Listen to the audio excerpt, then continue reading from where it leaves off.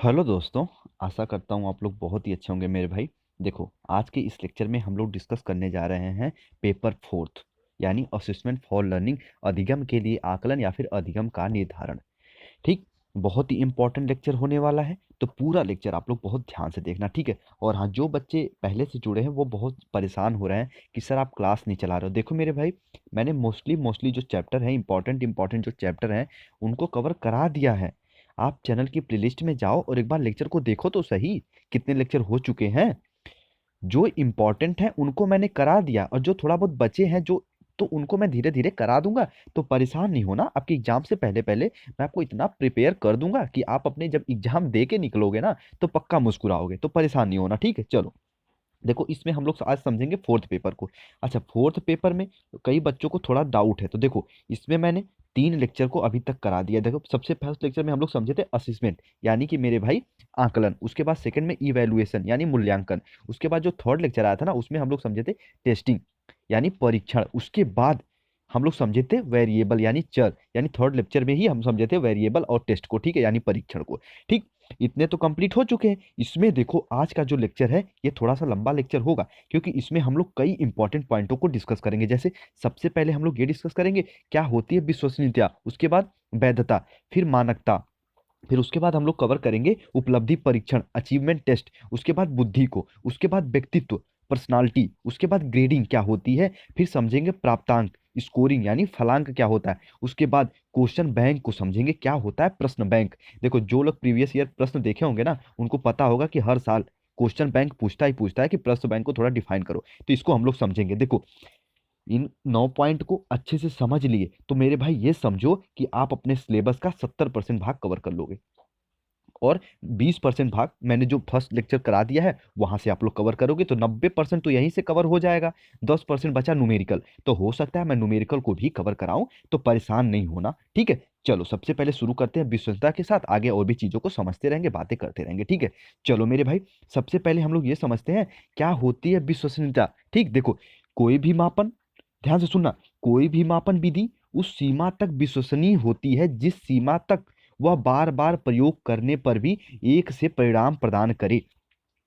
कि मेरे भाई, कोई भी परीक्षण कोई भी मापन तभी विश्वसनीय न होगा जो एक बार हम जो परीक्षण किए दोबारा भी यदि हम सेम परिस्थितियों को रखकर परीक्षण करें तो सेम ही रिजल्ट आना चाहिए। कहने का अर्थ ही कही है। देखो, एक से परीक्षण से तात्पर्य यह है कि किसी व्यक्ति को उस परीक्षण पर करीब करीब वही अंक प्राप्त हो जो प्रथम बार हुए हों, समूह में उसका स्थान वही हो जो प्रथम बार हुआ था। तो ये कहलाएगी मेरे भाई परीक्षण की विश्वसनीयता।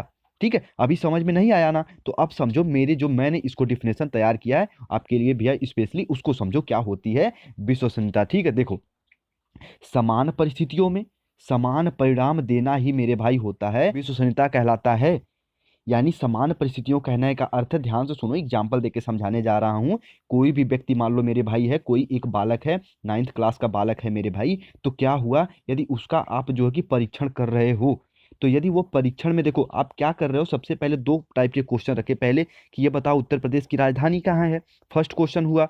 सेकंड क्वेश्चन, ये बताओ भारत के प्रथम प्रधानमंत्री कौन थे। तो ठीक, 2 क्वेश्चन आपने किया। बच्चे क्या किया मेरे भाई, 20 में 20 नंबर पा गया।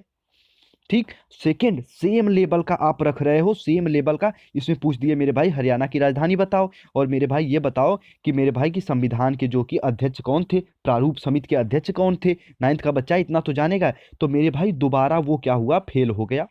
तो यानी कि परीक्षण में, परीक्षण जो है वो विश्वसनीय नहीं है।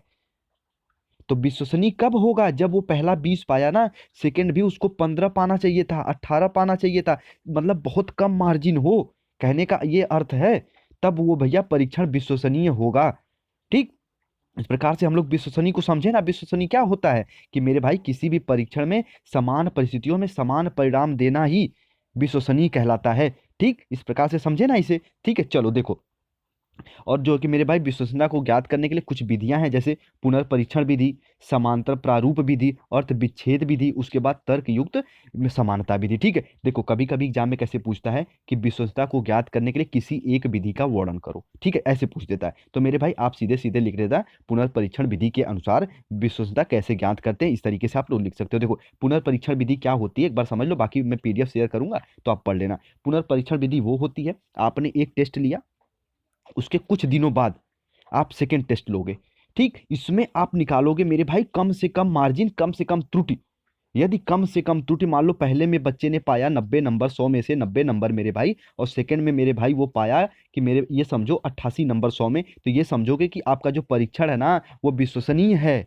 अगर वो दोबारा पा गया 10 नंबर तो समझो ये पहली बार पक्का चीटिंग किया था, तो ये क्या हुआ, ये विश्वसनीय नहीं हुआ। तो यही होता है पुनर्परीक्षण विधि। ठीक, इतना समझे ना।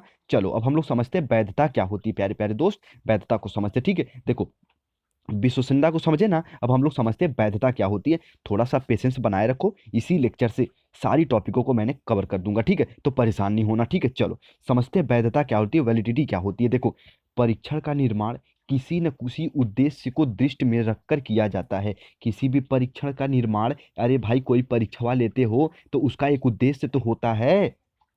कोई एक परीक्षा लेने जाते हो उसका एक उद्देश्य होता है ना, उसी को तो ध्यान में रखकर भैया आप किसी परीक्षण का निर्माण करते हो। ठीक, कोई भी परीक्षण, ध्यान से सुनना, बाकी अभी मैं अपने डिफिनेशन से समझाऊंगा। कोई भी परीक्षण इस उद्देश्य को जिस सीमा तक सफलतापूर्वक मापता है उसी सीमा तक वह वैध होता है। ठीक है, आप समझो मेरी डिफिनेशन से, एक परीक्षण द्वारा सिर्फ उसी उद्देश्य की पूर्ति करना जिसके लिए इसे बनाया गया हो वैध कहलाता है। एक परीक्षण द्वारा सिर्फ उसी उद्देश्य की पूर्ति, सिर्फ उसी उद्देश्य की पूर्ति, पॉइंट यहाँ पे थोड़ा सा हाईलाइट करो, सिर्फ उसी उद्देश्य की पूर्ति कहने का अर्थ है आप मेरे भाई लाइट का चैप्टर पढ़ाए किसी बच्चे को और आप क्या भैया टेस्ट लोगे गुरुत्वाकर्षण का, टेस्ट लोगे मोशन का, मोशन गति चैप्टर का, नहीं ना लोगे। आपको क्या टेस्ट लेना पड़ेगा, तो आप यदि ये पढ़ाए हो लाइट का चैप्टर तो लाइट का ही टेस्ट लो। यानी जिस उद्देश्य की पूर्ति के लिए मेरे भाई, यानी एक परीक्षण द्वारा सिर्फ उसी उद्देश्य की पूर्ति करना जिसके लिए इसे बनाया गया हो, वही तो होता है वैधता।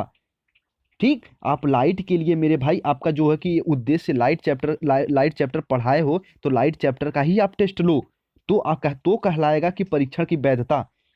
ठीक, इस तरीके से आप लोग इसे समझ सकते हो प्यारे प्यारे दोस्त। ठीक है, चलो अब लोग हम लोग ये समझते हैं मानक क्या होता है, इसको एग्जाम्पल से समझाऊंगा, थोड़ा सा आप लोग पेशेंस बनाए रखो। देखो सबसे पहले हम लोग क्या समझा मेरे भाई, विश्वसनीयता क्या होती है, उसके बाद हम लोग समझे कि वैधता क्या होती है। अब हम लोग ये समझेंगे मानक क्या होता है। इंपॉर्टेंट है, रिक्वेस्ट कर रहा हूँ ध्यान से सुनना, मानक क्या होता है। देखो सबसे पहले अपने डिफिनेशन से समझाता हूँ।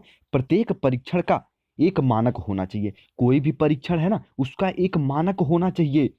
जैसे पूर्णांक परीक्षण का एक मानक है, जैसे कोई पूर्णांक है ना वो परीक्षण का एक मानक है। कहोगे कैसे सर जी, ध्यान से सुनना।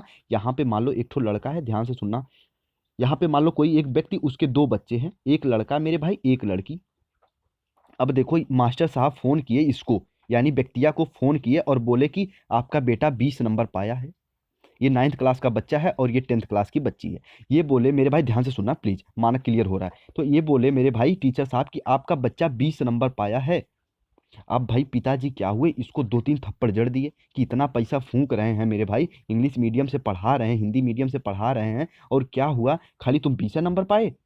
अब लड़कवा बेचारा भैया कुछ नहीं बोल रहा है। फिर मास्टर साहब भैया 10 मिनट बाद फिर फोन कर दिए, कहे अरे सर जी हम तो भूल गए बताना, आपका लड़कवा 20 में से 20 पाया है। अब तो भैया क्या हुआ, मास्टर साहब खुश, यानी कि जो भैया उसके पापा जी खुश कि अरे मेरा बच्चा तो टॉप कर गया। तो मेरे भाई 20 में से 20, तो जो 20 में से 20 है ना मेरे भाई वही तो है पूर्णांक। जो नीचवा अभी आप लिख दिए, देखो पहले सिर्फ 20 बताए थे ना, बाद में जो 20 बताए यही तो है पूर्णांक और ये है प्राप्तांक। तो मेरे भाई एक मानक तय हुआ ना, यही तो हुआ एक मानक, कि जैसे मेरे भाई पूर्णांक परीक्षण का एक मानक है, आप एक एक मानक निर्धारित कर रहे हो। अब देखो दोबारा क्या हुआ कि यहाँ पे लड़की थी, आप लड़के को समझ गए ना। अब देखो लड़की है, लड़की क्या हुआ कि देखो भाई मास्टर साहब फोन किए, पेरेंट्स को फोन किए और ये बोले उसके पिता को फोन किए और बोले कि आपकी बेटी 20 नंबर पाई है। पहले तो लड़कवा का बोला, फिर दोबारा बोल रहा है आपकी जो कि बेटी है, मास्टर साहब बोले कि आपकी बेटी जो है वो भी 20 नंबर पाई है। अब मास्टर जो भी आदमी था वो फिर खुश हो गया, अरे मेरी बेटी भी तो टॉप कर गई, इसको भी मिठाई उठाई खिला रहे हो। लेकिन आधे घंटे बाद फिर फोन किए, कहे अरे साहब नहीं, आपकी बेटी जो है 20 नंबर तो पाई है, लेकिन वो 100 में से पाई है। ठीक। और भैया अब इसको लात घुसा तो पड़ेगा नहीं थप्पड़, क्योंकि भैया लड़कियों को ऐसे भी मारा पीटा नहीं जाता है, पिताजी तो बिल्कुल नहीं मारते। तो मेरे भाई क्या होता है कि देखो ये जो 100 नंबर है ना, यही तो पूर्णांक है, यही तो एक मानक है। तो मानक समझे ना, तो इसको देखो, इसे समझ सकते हो, सिर्फ साफ साफ मैं लिखा हूं बिल्कुल सिंपल भाषा में, प्रत्येक परीक्षण का एक मानक होना चाहिए। ठीक। पूर्णांक परीक्षण का एक मानक होता है। जो ये पूर्णांक है ना, 100 में से 20 जो पूर्णांक है, ये क्या है, एक परीक्षण का मानक है। ठीक है मेरे भाई, बाकी इसको आप लोग पढ़ लेना, आपका जो है कि और भी कंफ्यूजन क्लियर हो जाएगा। ठीक है। चलो एक बार थोड़ा सा मैं आपको बताऊं कि देखो, सबसे पहले विश्वसनीय क्या होता है हम लोग ये समझे, उसके बाद वैधता क्या होता है बेसिक से समझे, उसके बाद मानक क्या होता है इसको भी मैंने बताया। अच्छा, तीनों एक दूसरे से रिलेट करते हैं, एक दूसरे से रिलेट करके ही एक उत्तम परीक्षण का निर्माण करते हैं। उत्तम परीक्षण मतलब समझते हो ना, गुड टेस्ट। एक जो मेरे भाई गुड टेस्ट होता है उसका निर्माण कैसे होता है, वो मेरे भाई विश्वसनीयता के साथ, उसके बाद वैधता के साथ और मानक के साथ मिलके ही एक गुड टेस्ट बनता है, एक उत्तम परीक्षण बनता है। तो यदि आपका देखो ये साथ सेकंड चैप्टर भी है, यदि इनसे अगर रिलेटेड आपको थोड़ा बहुत भी पूछा है तो आप लोग भैया इसकी जो मैं डिफिनेशन दिया हूँ वो डिफिनेशन लिख देना, और इसके बारे में जैसे मैं समझाया हूँ वैसे समझाना। ठीक है। चलो अब हम लोग ये समझते हैं अचीवमेंट टेस्ट क्या होता है, यानी उपलब्धि परीक्षण क्या होता है मेरे भाई। ठीक है। चलो,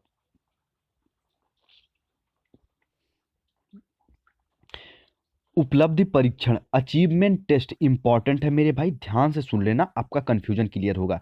शिक्षक छात्रों के अधिगम की प्रक्रिया को जानने के लिए, कोई भी टीचर है ना मेरे भाई, छात्रों के अधिगम प्रक्रिया को जानने के लिए, यानी कि बालक सीख रहा है कि नहीं सीख रहा है, उसके लिए शिक्षण के उद्देश्यों की उपलब्धि को जानने के लिए।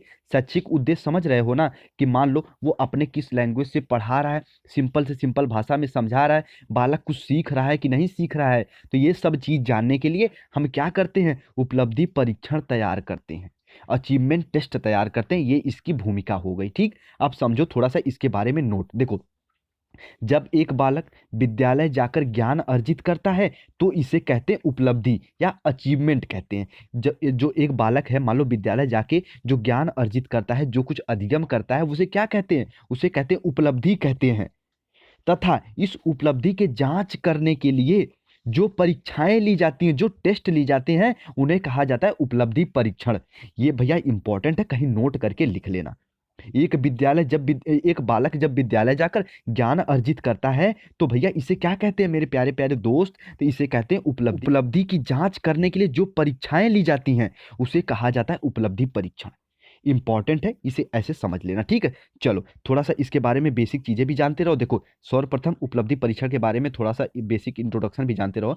सर्वप्रथम सन 1840 में शिक्षा बोर्ड के सेक्रेटरी होरेस मन ने मेरे भाई लिखित परीक्षा पर बल दिया। देखो, उपलब्धि परीक्षण आप जब ज्ञात कैसे करते हो मेरे भाई, लिखित परीक्षा के बेस पर ही तो मेरे भाई लिखित परीक्षा पे सर्वप्रथम बल किसने दिया, तो 1840 में शिक्षा बोर्ड के सेक्रेटरी मेरे भाई होरेस मन ने। ठीक है।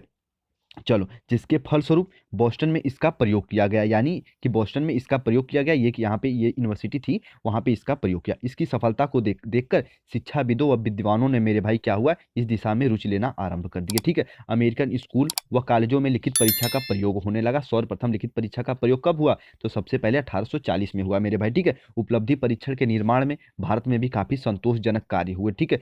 अंग्रेजी भाषा में बड़ौदा के डोगर दवे और मेरे भाई दारूवाला में, और इलाहाबाद के सोहनलाल, जो इलाहाबाद रहते हैं उनको पता होगा सोहनलाल, तो इलाहाबाद के सोहनलाल और मद्रास के आराम और मेरे भाई रंगास्वामी में उपलब्धि परीक्षण का निर्माण किया गया था सर्वप्रथम। तो ये नोट पॉइंट है, कहीं इसको लिख लेना, इतना इंपॉर्टेंट नहीं है, फिर भी अगर उपलब्धि परीक्षण में नोट पॉइंट करके इतना लिख दोगे तो बहुत इंपॉर्टेंट है। अच्छा, कुछ बच्चों के मन में आ रहा होगा पेन बहुत चला रहे हो, तो मेरे भाई लो देखो, पेन हट गई ना, अब लिख लो थोड़ा सा रोक के। ठीक है। चलो, उसके बाद देखो उपलब्धि परीक्षण के बारे में कुछ मनोवैज्ञानिक क्या कहे, जैसे फ्रीमैन।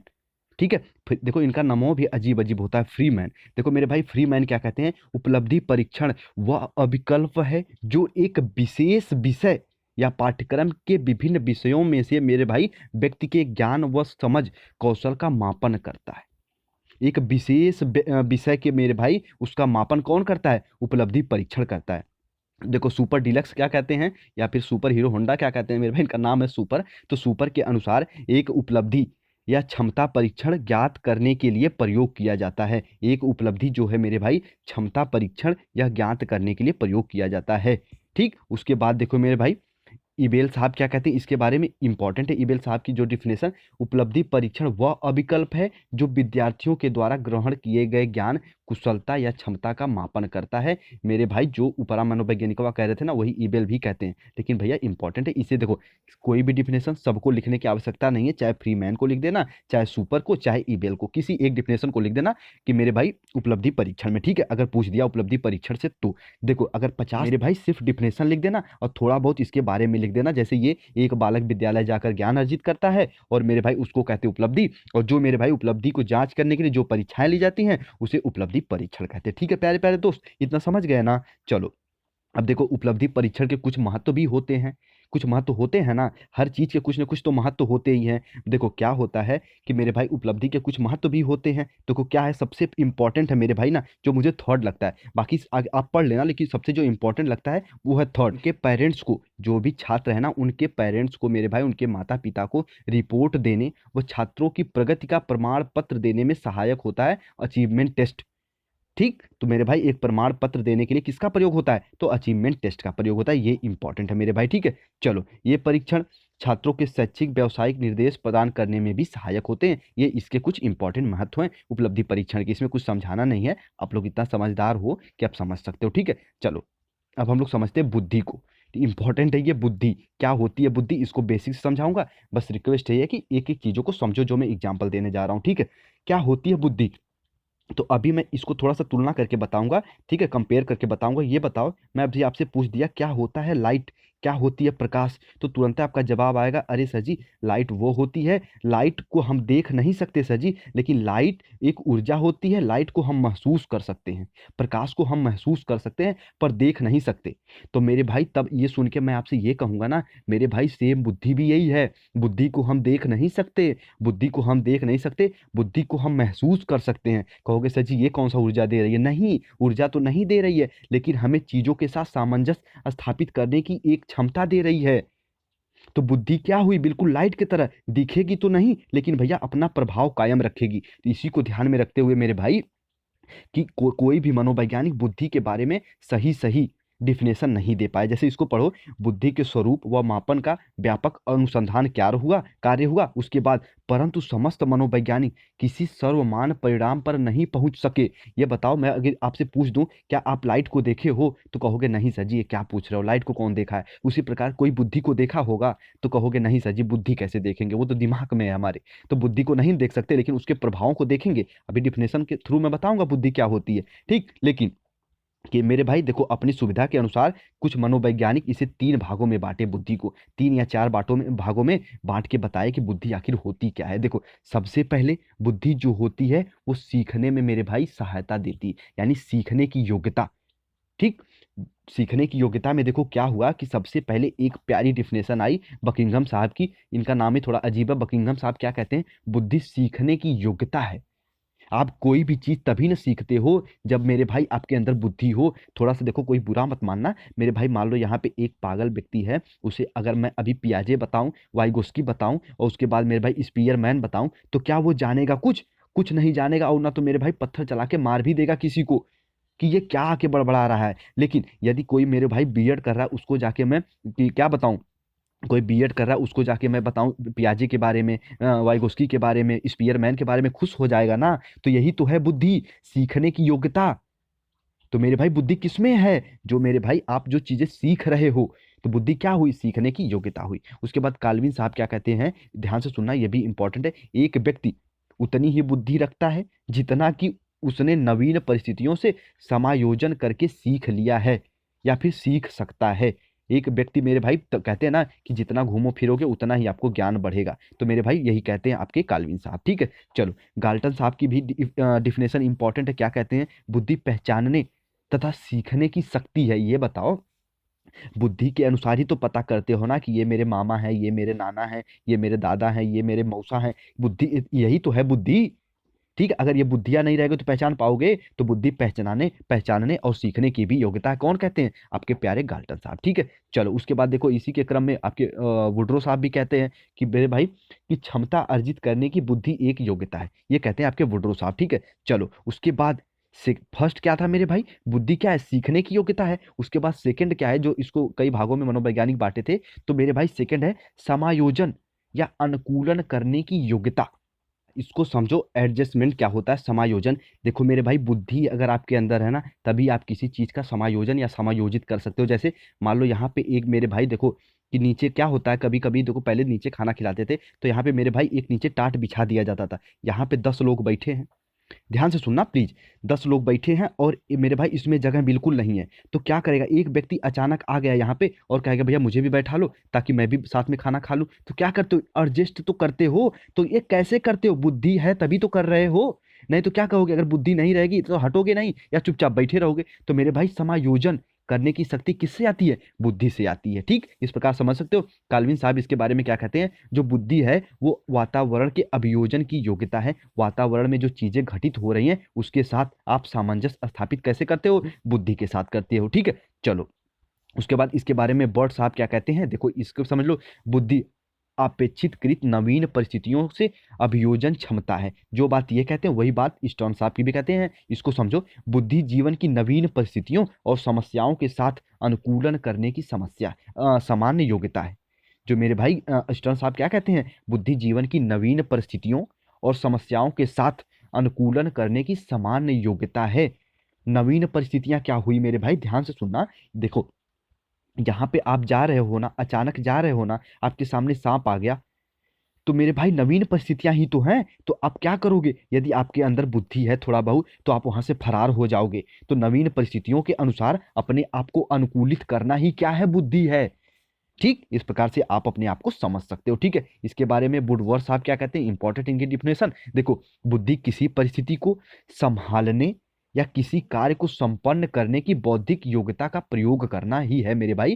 कि क्या है? बुद्धि है। ये बताओ, परिस्थितियों को संभालने और किसी कार्य को संपन्न करने की, ये बताओ। यहाँ पे 10 लोग बर्थडे मना रहे हैं, ध्यान से सुनना। यहाँ पे 10 लोग बर्थडे मना रहे हैं। अभी देखो मेरे भाई, बर्थडे का सिर्फ तैयारियां हो रही, यहाँ पे लड़के को तैयार किया जा रहा है, अभी आके केक काटेगा, और आप अचानक गए मेरे भाई, केक उठा के खाने लगे। एक का केक था मेरे भाई, मार्केट बहुत दूर थी, अब केक आप उठा के खा लिए। तो क्या हुआ? आप किसी कार्य को संपन्न कर रहे हो, अपनी बौद्धिक योग्यता का प्रमाण दे रहे हो? नहीं ना, यही कहते हैं बुडवर साहब कि बुद्धि क्या है मेरे भाई? जो कार्य संपन्न करने के लिए आपकी बौद्धिक योग्यताओं का प्रयोग करते हो आप। ठीक है, ये कहते हैं आपके बुडवर साहब। ठीक है, चलो देखो ऐसे समझा रहा हूं ना कि कभी आप भूलोगे नहीं। ठीक है, थोड़ा एग्जांपल दे रहा हूं इसलिए ताकि देखो, बुक लैंग्वेज सब पढ़ाते हैं, तो मेरे भाई बुक लैंग्वेज अगर मैं भी पढ़ाने लगूं तो आपको समझ में नहीं आएगा, इसलिए मैं थोड़ा सा बेसिक एग्जांपल देता हूं ताकि आप चीजों को खुद से रिलेट कर सको मेरे भाई। ठीक है, चलो जब एग्जाम में बैठोगे ना, जब इन चीजों जब आ जाएगा ना बुद्धि के बारे में लिखने के लिए, जो चीजें मैं बता रहा हूं ना, तब आप पक्का मुस्कुराओगे कि हाँ, जो हिमांशु सर ने बताया था भाई वो तो मुझे याद है। ठीक है, चलो अब देखो थर्ड पॉइंट क्या है बुद्धि के बारे में, उसकी डिफिनेशन थर्ड के अनुसार क्या है कि मेरे भाई समस्या समाधान की योग्यता। समस्या समाधान की योग्यता आप कैसे करते हो? किसी समस्या का समाधान कैसे करते हो? बुद्धि के अनुसार। इसके बारे में रायबर्न साहब क्या कहते हैं? बुद्धि वह शक्ति है जो हमें समस्या समाधान में व अपने उद्देश्यों की प्राप्ति में क्षमता प्रदान करती है। समस्या समाधान का मतलब समझ रहे हो ना? देखो यहाँ पे आपका मान लो पैर है और आपकी यहाँ एड़ी है। देखो जो बच्चे एड़ी वेड़ी समझ रहे हो समझ गए होंगे। देखो यहाँ पे एड़ी है, मान लो यहाँ पे आपका कांटा चुभ गया है और बहुत दुख रहा है, आपको मेरे भाई जाना है सब्जी लेने, तो क्या करोगे? आप अपने पंजे के बल जाओगे। समस्या का समाधान कर रहे हो कि नहीं कर रहे हो? पंजे के बल जाके सब्जी लेके आओगे। ठीक, और अपने उद्देश्यों को प्राप्त करोगे ना करोगे। तो मेरे भाई समस्या समाधान की योग्यता कैसे है? ये है मेरे भाई बुद्धि से। ठीक है, चलो उसके बाद अमूर्त चिंतन की योग्यता। मैं अपने हर लेक्चर में बता दिया हूं, इसके पहले भी, अमूर्त और मूर्त क्या होता है, लेकिन जो बच्चे नए होंगे शायद उनको भी मैं बता ही दूं। अमूर्त और मूर्त क्या होता है मेरे भाई, ध्यान से सुन लेना। जो नए हो, जो पहले से हैं उनको तो पता होगा। ये बताओ, जो मूर्त वो होता है ना, एक शब्द में कहूं तो जो हम देख सकते हैं। आप किसी को थप्पड़ मार रहे हो ना, वो है मूर्त। आप थप्पड़ मारने के लिए जो सोच रहे, ध्यान से सुना, थप्पड़ मारने के लिए जो सोच रहे हो ना, वो है मेरे भाई अमूर्त। आप जो फोन मेरे भाई आपके हाथ में है या फिर फोन कहीं स्टैंड पे रखे हो ना, फोन को देख रहे हो ना, वो है मूर्त। ठीक। और मेरे भाई जो मेरी आवाज सुन रहे हो, मुझे देख नहीं ना पा रहे हो, ये है अमूर्त। ठीक है, तो बुद्धि जो है वो अमूर्त चिंतन की योग्यता है। ठीक है, देखो इसके बारे में बीने साहब ने जो डिफिनेशन दी, जो इतना ऊपर बुद्धि के बारे में बताया, सबका मेरे भाई निष्कर्ष दे दिए बीने साहब। बीने साहब कहते हैं कि बुद्धि मेरे भाई समझ, आविष्कार, लक्ष्य, आलोचना, इन्हीं 4 शब्दों में बुद्धि छिपी हुई है। कहोगे सर जी कैसे? तो सुन लो मेरे भाई डिफिनेशन के अनुसार। समझ, बताया ना कि वहां पे केक 10 लोग काट रहे हैं, अभी केक की तैयारी हो रही है, लड़कवा को मेरे भाई कपड़ा वपड़ा पहना रहे हैं, चक्कू को ये लोग खोज रहे हैं कैसे काटा जाए, और आप अचानक आए और मेरे भाई केक उठा के खा गए, तो समझ है आपके नाम। तो लोग क्या कहेंगे, अरे इसकी तो बुद्धि भ्रष्ट हो चुकी है। अरे मेरे भाई 10 मिनट रुक गए होते, जो समोसा के साथ केक मिलता उसको खाते। तो मेरे भाई समझ होना आवश्यक है। ठीक है, उसके बाद आविष्कार, बुद्धि है तभी तो कोई चीज की आविष्कार कर सकते हो। एक पागल व्यक्ति मेरे भाई किसी चीज का आविष्कार कर सकता है। अब एग्जाम्पल दोगे आइंस्टीन, तो आइंस्टीन पागल नहीं थे, उन्हें सिर्फ लोग कहते थे पागल। ठीक है, उसके बाद लक्ष्य, आप बीएड आप क्या कर रहे हो, इसीलिए तो पढ़ रहे हो ताकि आप बीएड में अच्छा नंबर पा जाओ, एक लक्ष्य। और आपके अंदर क्या है, बुद्धि है, तभी तो अपना एक लक्ष्य निर्धारित किए हो। आलोचना, किसी की आलोचना, आप बुद्धि है तभी तो करते हो, किसी की आलोचना सहते हो, बुद्धि है तभी तो सहते हो। ठीक है, चीजों को अलग कर लेते हो, क्या सही है क्या गलत है, बुद्धि के अनुसार ही ना। तो बीने की ये परिभाषा मेरे भाई दिमाग में बना के रखना। उसके बाद देखो टर्मन जी भी घुस पड़े इसमें, ये भी कहे कि बुद्धि जो है अमूर्त चिंतन की योग्यता है। तो मेरे भाई बीने साहब भी तो वही कहते हैं, लेकिन क्या कहोगे, ये है मनोवैज्ञानिक, कुछ ना कुछ कहेंगे जरूर। तो ये कहते हैं बुद्धि अमूर्त चिंतन की योग्यता है टर्मन के अनुसार। ठीक है, बुद्धि वो है जिसके अनुसार हम लोग अमूर्त चिंतन कर सकते हैं। और अमूर्त चिंतन क्या होता है मैंने ऊपर बता दिया। ठीक है प्यारे प्यारे दोस्त, चलो बुद्धि की कुछ विशेषताएं होती हैं, इसको आप पढ़ लेना, थोड़ा सा मैं समझा देता हूँ। बुद्धि सीखने की क्षमता है। ठीक है, ऊपर मैं डिफिनेशन के अनुसार बताया कि बुद्धि क्या होती है, सीखने की योग्यता है या फिर सीखने की योग्यता है। बुद्धि अमूर्त चिंतन की योग्यता, जितनी भी ये विशेषताएं हैं ना, कहीं नोट पॉइंट करके लिख लेना। ठीक है, बुद्धि जन्मजात वो सामान्य संज्ञानात्मक योग्यता है। जब आप जन्म लेता है ना एक बालक, तो मेरे भाई कुछ लोग कहते हैं बुद्धि का अभाव रहता है, लेकिन गलत। मनोवैज्ञानिक इसने साबित किया कि जब बच्चा जन्म लेता है ना, तभी से उसके अंदर बुद्धि रहती है। कैसे? जब उसको भूख लगती है ना, रोना प्रारंभ कर देता है, और पता चल जाता है उसको कि भैया रोऊंगा तभी जो है कि मम्मी दूध पिलाएंगी। तो क्या होता है, जन्मजात ही बुद्धि होती है, ऐसा कुछ मनोवैज्ञानिकों का मानना है मेरे भाई। ठीक है, देखो बुद्धि विभिन्न बातों से सीखने की योग्यता है। ठीक है, चलो इस प्रकार से कुछ विशेषताएं हैं इंपॉर्टेंट, इनको आप पढ़ लेना। और देखो बुद्धि पर वंशानुक्रम और वातावरण का प्रभाव पड़ता है। वातावरण कहने का अर्थ है कि मेरे भाई ध्यान सुनना, यहाँ पे 4 बिगड़ैल लड़के हैं और सिर्फ मेरे भाई उल्टा सीधा बातें कर रहे हैं, तो एक सही बालक भी जाके उसमें बिगड़ ही जाएगा। तो ये मेरे भाई बुद्धि पर वातावरण का भी प्रभाव पड़ता है। कहते हैं ना, देखो माता पिता क्या कहते हैं कि मेरे भाई इसको सही संगत में रखो, क्यों? क्योंकि मेरे बुद्धि पे वातावरण का प्रभाव पड़ता है। और वंशानुक्रम के कहते हैं ना कि देखो उनका लड़का तो मोट बुद्धि है।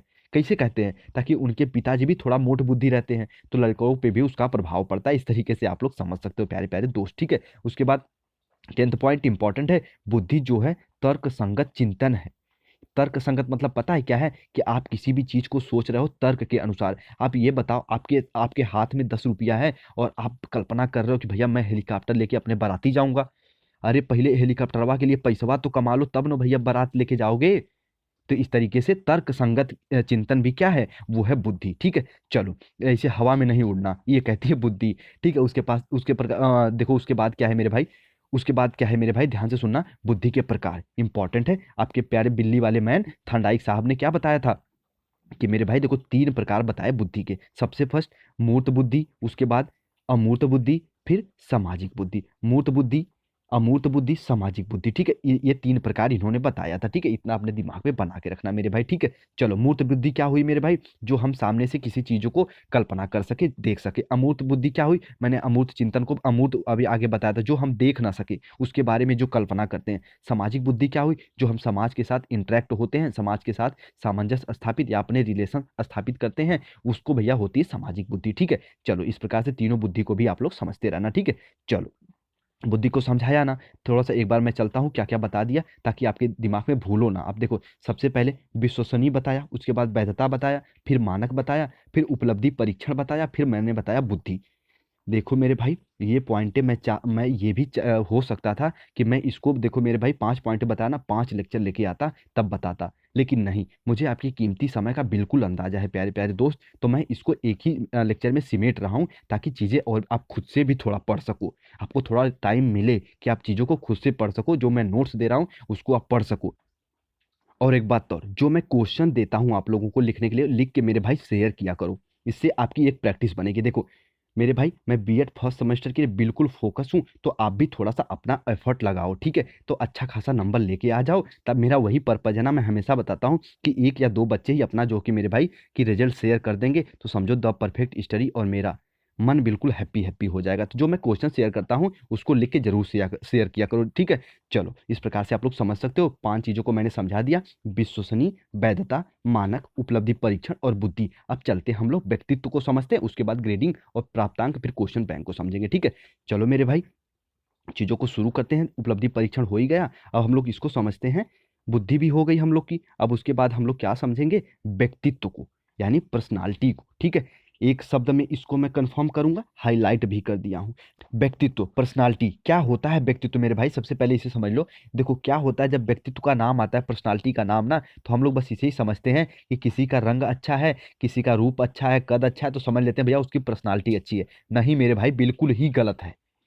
जो मेरे भाई व्यक्तित्व है, एक एक जटिल प्रक्रिया है, एक जटिल या फिर समग्र रूप है। किसका समग्र रूप है ये समझो। देखो, किसी के रंग, रूप, व्यवहार, कद, लंबाई, मोटाई, पतलापन, शारीरिक संरचना, व्यवहार और बोलचाल तरीका मेरे भाई, उसके पास मृदु भाषा भी हो, तो समझो उसका मेरे भाई व्यक्तित्व अच्छा है। जिसके पास जो गुण ये मेरे भाई लिखे हुए हैं ना, ये गुण है, तो समझो उसका व्यक्तित्व अच्छा है। सिर्फ रंग, रूप और कद से ही किसी का मेरे भाई व्यक्तित्व नहीं मापा जा सकता। समझे इतनी बात ना? अब देखो, ये समस्त गुण व्यक्ति के व्यवहार का आईना होते हैं, व्यक्ति के व्यक्तित्व का आईना होते हैं। कौन से गुण? तो मेरे भाई जो ऊपर डिस्कस हैं, ठीक है? इतने आप लोग समझते रहो व्यक्तित्व में, ठीक है? चलो, कुछ मनोवैज्ञानिक व्यक्तित्व को मानते हैं बाहरी दिखावा, बाहरी नकाब। लेकिन मेरे भाई ये गलत है। बाद में उन्होंने संशोधन करके बताया कि मेरे भाई बाहरी नकाब या फिर हम जो देखते हैं किसी व्यक्ति को, वो व्यक्तित्व नहीं है। उसके मेरे भाई मृदुभाषी होना, बोलचाल का तरीका, उसका व्यवहार, उसको मेरे भाई उसका व्यक्तित्व अच्छा बनाता है, ठीक है? इस प्रकार से आप लोग व्यक्तित्व को समझ सकते हो, ठीक है? देखो, सबसे प्यारी डिफिनेशन जो इसमें है मेरे भाई, वो है बोरिंग साहब की। बोरिंग साहब क्या कहते हैं? व्यक्तित्व वातावरण के साथ सामान्य व अस्थायी समायोजन करता है। कब किसके साथ क्या बोलना है, ये सिखाता है आपका व्यक्तित्व, ठीक है? आपका व्यक्तित्व अच्छा है तो आप सबके साथ मृदुभाषी रहोगे, सबके साथ अच्छा व्यवहार करोगे, ठीक है? उसके बाद जो सबसे प्यारी डिफिनेशन आप लोग लिख सकते हो एग्जाम में, वो है मेरे भाई वैलेंटाइन का, ठीक है? एक होता है वैलेंटाइन डे, और वो यहाँ नहीं है, ये नाम है, ये है वैलेंटाइन। तो मेरे भाई ये क्या कहते हैं कि व्यक्तित्व जन्मजात और मेरे भाई अर्जित प्रवृत्तियों या विशेषताओं का कुल योग है। अब मेरे भाई कहोगे सर जी, व्यक्तित्व तो क्या जन्मजात होता है? बिल्कुल होता है मेरे भाई। कैसे?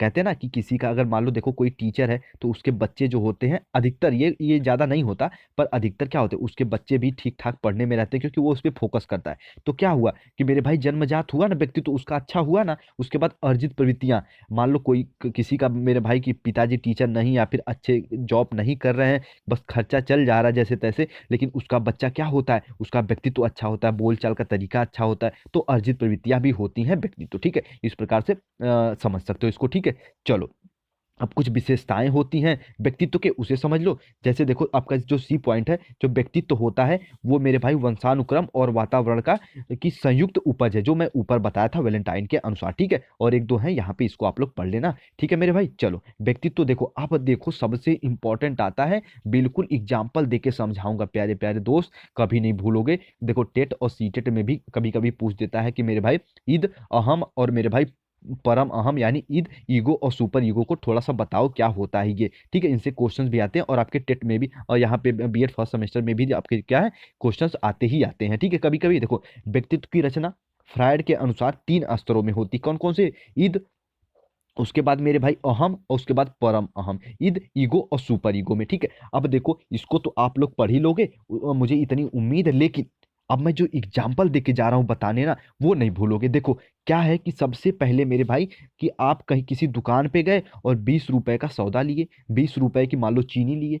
अब मेरे भाई, और उसको क्या हुआ कि 50 रुपए दिए दुकानदार को। ध्यान से सुनना प्लीज, दुकानदार को 50 रुपए दिए। तीनों पॉइंट क्लियर करूंगा, प्लीज ध्यान से सुनना। चलो, मैं ऐसे लिखता हूँ ना कि इसमें ज्यादा नहीं तो पेन ज्यादा यूज हो जाएगी। देखो क्या है कि आप किसी दुकान के पास गए, उसे 20 रुपए दे के चीनी लिए, और उसको क्या हुआ मेरे भाई कि आप 20 रुपए की चीनी तो लिए, लेकिन दुकान को 50 रुपए दिए।